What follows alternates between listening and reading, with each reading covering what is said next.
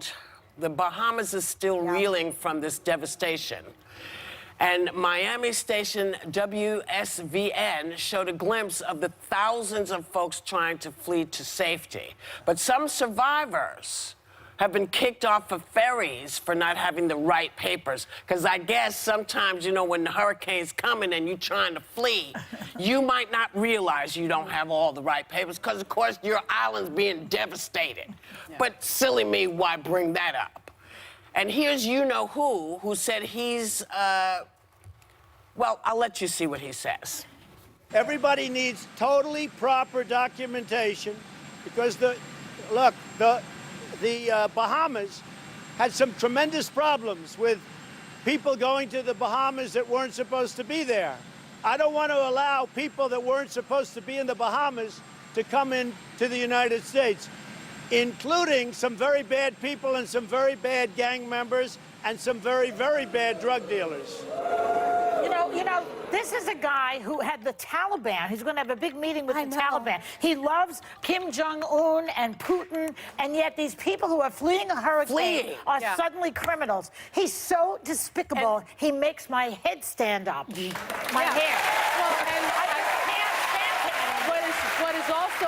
What is also fascinating is he didn't have a problem with the Bahamas when he hosted the 2009 Miss Universe pageant in the Bahamas.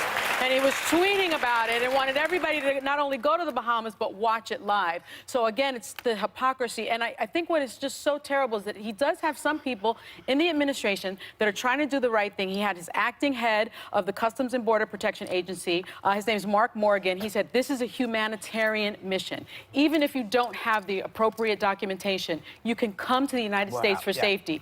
Couple of minutes later, you have that statement coming from the President of the United States. It's just cruel. It's inhumane. Well, he he's just the same lacks person, humanity. But he's the person who keeps children in cages. Remember who you're dealing with here. Yeah.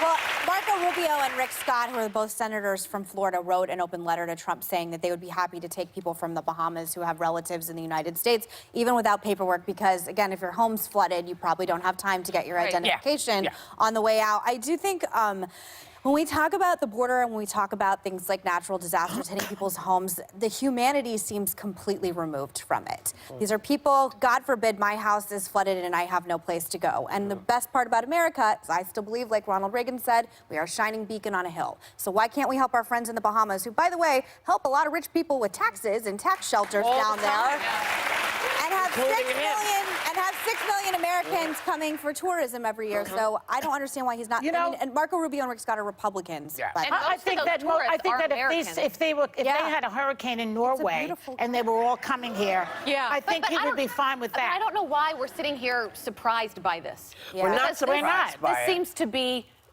he goes there every time there is a natural disaster or any time there is a problem with refugees or people trying to flee their country. And you're right, this place has always been a beacon on a hill. But where is, as the leader of this country, this is the moment where you speak to them to say, we are here for you. We are thinking about you. You're not welcome. How do you not look at this man and say, this is a racial problem? How do you not? I don't think people don't think it's a racial thing. No, but people are constantly saying, well, you always, talk about race. Well, this is a racial card. This is a race card. The card can't get any bigger than this. Yeah. This is like you don't want to constantly a giant, it out. how do you, It's right there.